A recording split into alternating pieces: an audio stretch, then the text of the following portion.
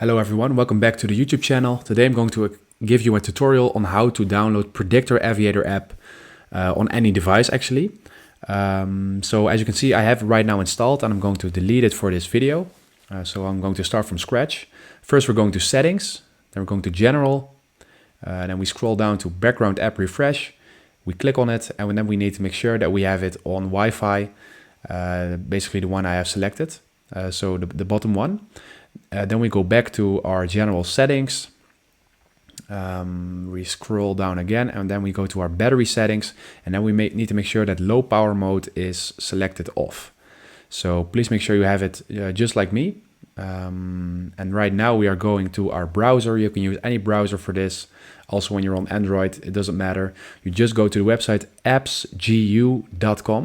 Right now I'm in the site already.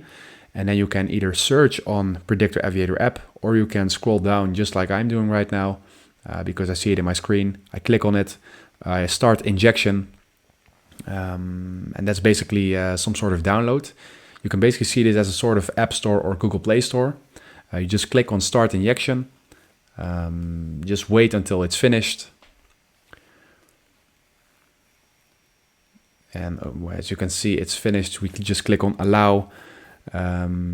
Please make sure you click on allow. Then you go back to your settings again. You click on profile and you're going to allow it to download. You just do basically everything I do in this video. Click on next a couple times, install it, and that is then now you click on done actually, because now we're nearly finished. And then you can see a bookmark will pop up on your in your apps, and that means that it's installed, guys.